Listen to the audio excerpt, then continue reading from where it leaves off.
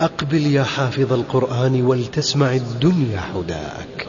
Actually, I'm very much impressed by finding true astronomical facts in Quran. And for us, we modern astronomers have been studying very small fields of the universe. We concentrated our efforts for understanding of very small parts, because by using telescope we can see only a very few parts of the sky without thinking whole the universe. So by reading Quran and by answering to your questions, I think I can find my future way for investigation of the universe.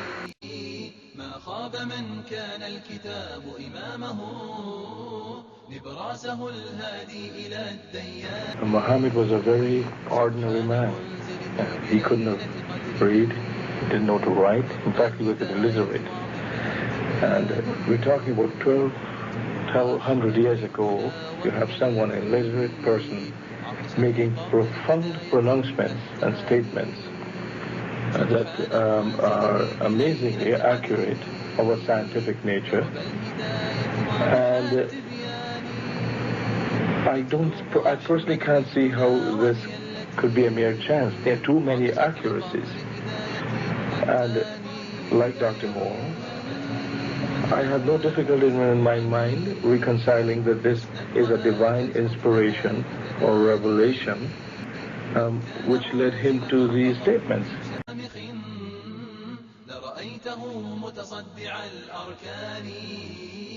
يا حافظ القرآن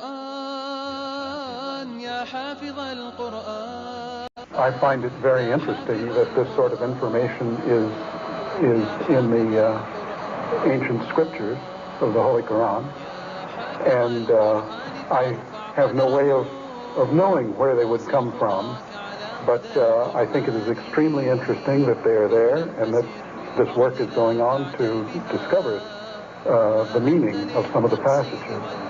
Well, I would think it must be the divine being.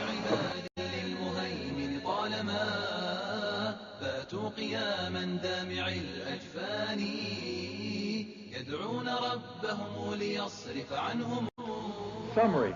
The Quran describes not only the development of external form, but emphasizes also the internal stages, the stages inside the embryo of its creation and development, emphasizing major events recognized by contemporary science. Thank you for your attention. As a scientist, I can only deal with things which I can specifically see. I can understand embryology and developmental biology. I can understand the words that are translated to me from the Quran. As I gave the example before, if I were to transpose myself into that era, knowing what I do today and describing things, I could not describe the things which were described. I see no reason, I see no evidence for the fact to refute the concept that this individual, Muhammad, had to be developing this information from someplace.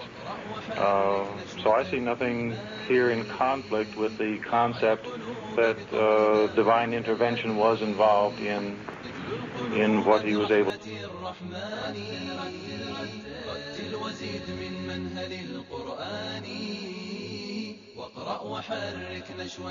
In a relatively few ayah is contained a rather comprehensive description of human development from the time of commingling of the gametes through organogenesis.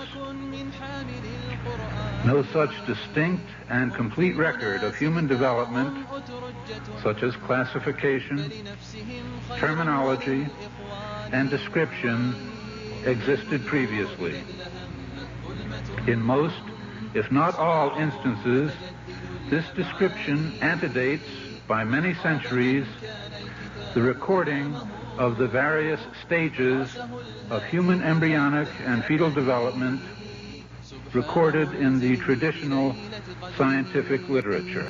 درب الهداية واضح التبيان يتلوه أحمد الدنا وهي التي عطشت لقطر هداية هتاني سبحان منزله. Professor Moore was also elected to the membership of the Royal Medical Association of Canada, the International Academy of Cytology, the Union of the American Anatomists, and the Union of North and South American Anatomists. Professor Moore has published many books on clinical anatomy and embryology. 8 of them are used as reference works in medical schools and have been translated into 6 languages, namely Italian, German, Portuguese, Spanish, Greek, and Chinese.